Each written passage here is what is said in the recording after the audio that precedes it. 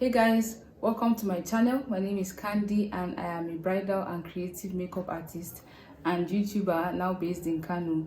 So if you didn't know, I used to live in JOS and now I live in Kano State in Nigeria. And for the few months that I've lived here, I have experienced some shocking things, honestly. And I decided to share 10 things that shocked me when I moved to Kano. We all call them culture shocks. So I have notes because I'm kind of in a hurry, and yeah, I'm gonna get into them now.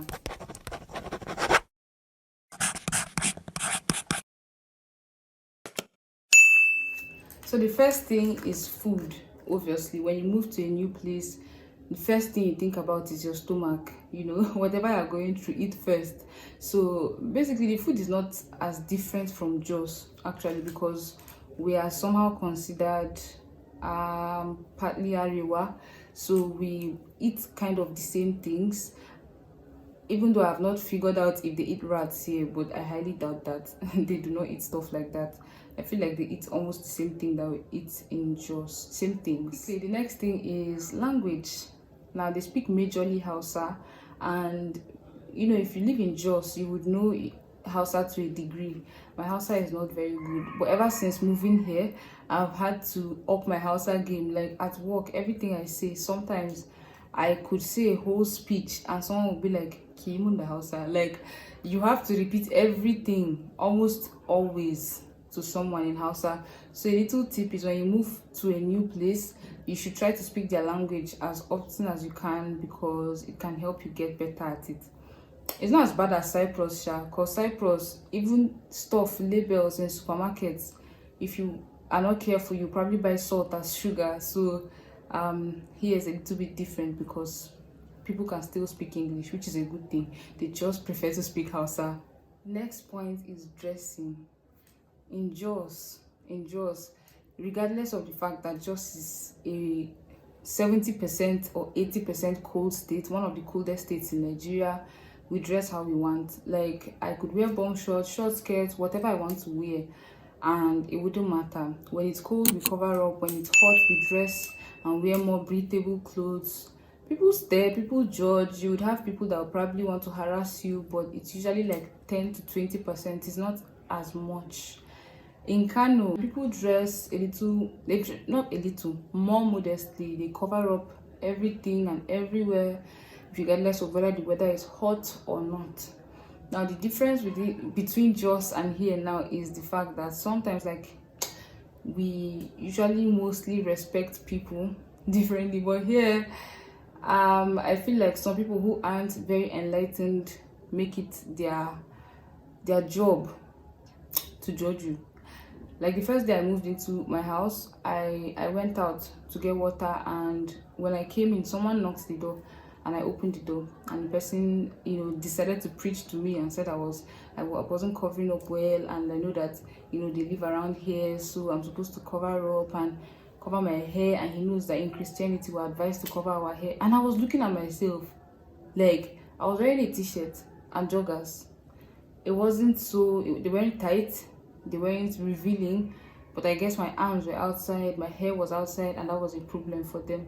So currently it's sad, but when I want to go out or do anything outside, I always have to reconsider my outfit.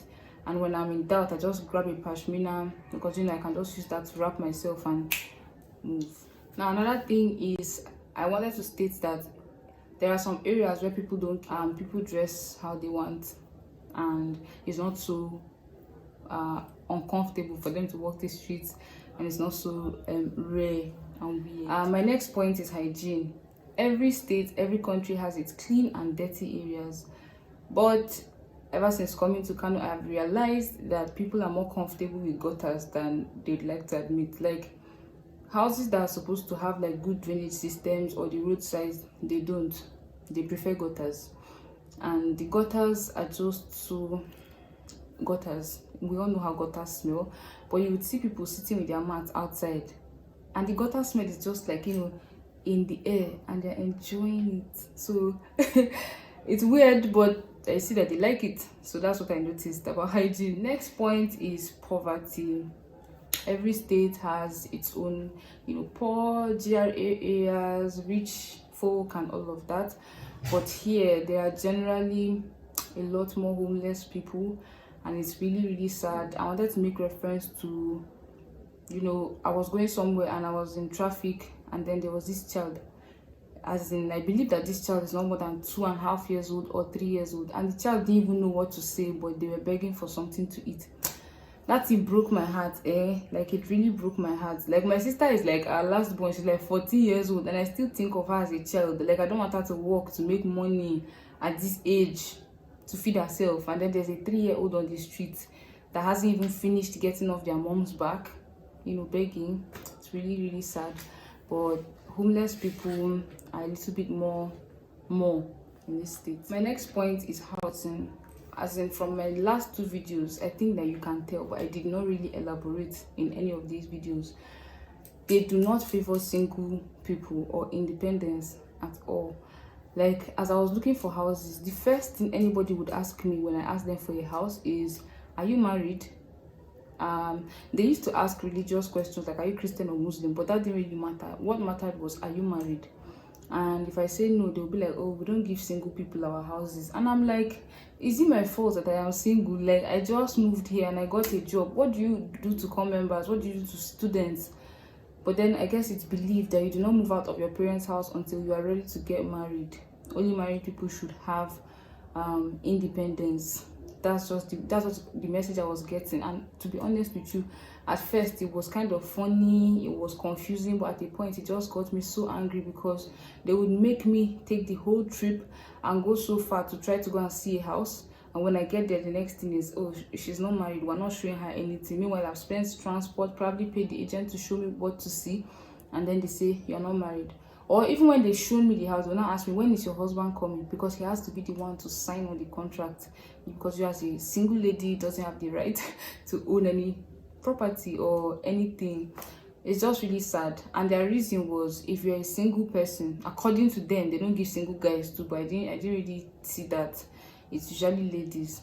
And they said if they give single ladies houses, single ladies will bring men into the houses, like different kinds of men. So if they do agree to give you a house, what you're going to do is you're going to show them that one guy, one that can visit you. So even if you have friends, the electrician, the plumber, all these people are not allowed to visit you if they are men, because if they do, your area people will snitch, the landlord will find out, and you'll be in trouble. That's really strange, but that's it. And on the other hand, in JOS, you can find houses almost anywhere. It won't even take you like 2 to 3 weeks. Students in University of JOS, students in Rayfield, students in Bocos, it is not hard to find houses. I've never experienced this in my life, which is why this was the biggest shock. Now, the next better thing to talk about is celebrations. Here in the north, people celebrate weddings elaborately. It's such a beautiful thing to see. The culture is very rich. Their decorations are so beautiful. The brides decorate their hands with henna, their legs, and it is the most beautiful thing to see. Usually in JOS, we actually do a little bit more too. We do about 3 to 5 days, if you're including introduction, bride price payments, bridal shower, send forth, and white wedding, and Thanksgiving. All these are different days, but most of them have like a long interval. Like introduction and bride price payments usually have interval from the actual wedding, because bridal shower, wedding, and send forth can be done in a week. Whereas Arewa people usually do their weddings in like 5 to 7 days. Like, I don't know all the names, but I do know that they do a day for henna. They call it Sakulele, I guess. They also do Mother's Night. They do Daurin Aure, which is the day that they actually join the wedding. And they do Budankre, which is where the husband unveils his bride. They also do, I'm trying to think of like a lot, but there's like this reception that they do, after the bride and groom have been joined. And I think that's all. I can't remember, but I know that they do a lot, and I don't know the name, so I don't want to mess it up, but I do know that their wedding culture is so rich and so beautiful to see. Honestly, they let loose and have so much fun. It's amazing to see. Next point is public transport. The most common public transport here is keke, which is the tricycle. Usually in JOS, if you're trying to take keke, we are used to, this is how they usually hypnotize people. I don't even know why JOS people don't learn, but when we enter keke, we greet, because if you don't greet, one old person just look at you and be like, they don't teach you how to greet for house. But regardless of whether they are young or old, we say hello when we enter keke or a cab. But here, when I first came here, every time I enter a keke, I would greet people, especially if they were like older women or older, good morning, and they'll just look at me and face their front, or they won't even pay me no mind. And I'm like, I just greeted these people. And it's not just there. When I go to shops or anything, I like to greet first, or if I stop keke, I'll greet you first. But that doesn't really matter to them, so they're just like trying to get their money and go. No time to be greeting or doing all those things. So that was a thing I had to unlearn. So when I get to JOS now and I don't greet people in keke, look at this video for reference. They taught me how not to greet in keke in Kano. Next point is rudeness. People are not afraid to give their opinions here, and somehow I don't want to chalk it up to, I don't want to say the word, but sometimes when people see you, they are not afraid to give their opinion, like the guy that stopped me and tried to preach to me to cover up more. Someone else saw me with this hair and flicked it like this. He just went, when he didn't gash, he just flicked it, like he touched my hair. And if correct me if I'm wrong, but is it not forbidden to touch a woman that is not your wife? Is it not actually harassment to do that to someone? That was harassment. I just looked at him and let him go. And then a child, children, they don't really have filters. A child saw me and said, gashindoki. Gashindoki is horsehair, which this might be made out of, who knows. I just acted like I didn't see the child. But then this other day I was walking and I was wearing jeans, which people usually stare at me for, like jeans and my long hair. They look at me up and down, make sure that I know that they're looking at me. But this baby looked at me and she was like, you look so pretty. At first I didn't know that she was talking to me. When I looked at her, she was like, you look so pretty. I was like, oh, thank you, you're so cute.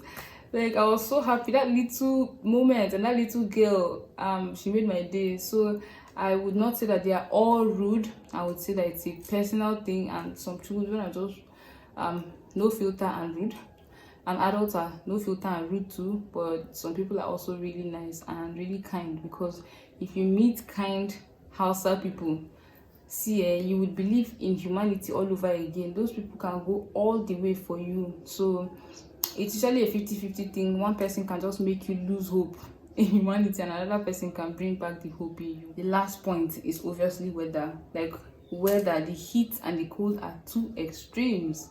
When I came from JOS, it was really, really cold. When I came here, I was carrying my umbrella to work the first week every day. My sister was like, guy, don't carry your umbrella to work again. Rain will go fall till August or something. So I stopped. The first day I came to Kano, like 2 days, my whole skin was reacting. Rashes on my chest, my face, everywhere.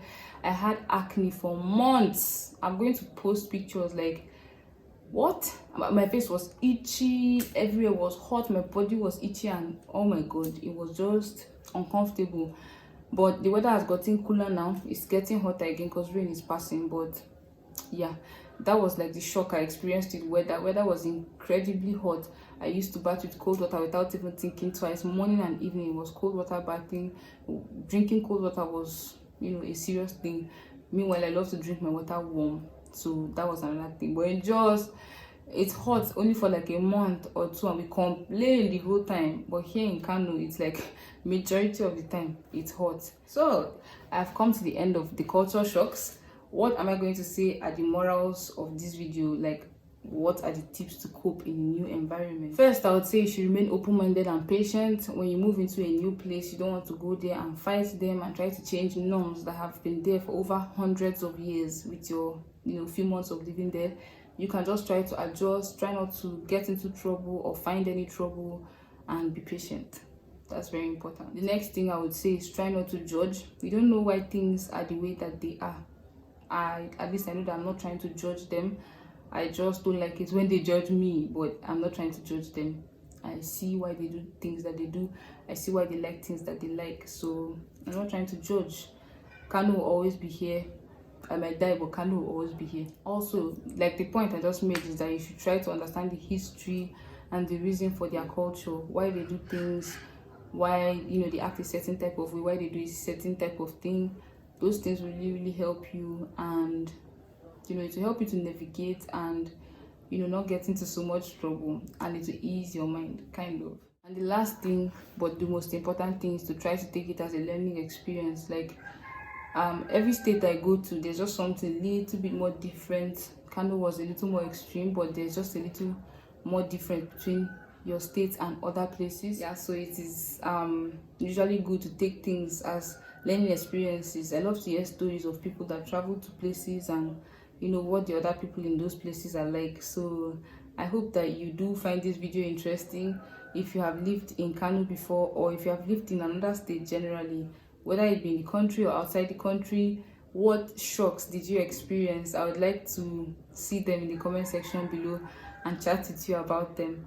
I think this brings us to the end of this video. If you haven't subscribed to this channel, please subscribe so that our family can grow. PS, if you have not seen House Hunting Part 1 and Part 2, I am going to link them above in a card, or I'm going to put them in an end screen. And I hope you guys enjoy watching both of them. Thank you. And yeah, you can share this so that other people who are coming to Kano would know what to expect. And yeah, I'll see you in my next video. Bye.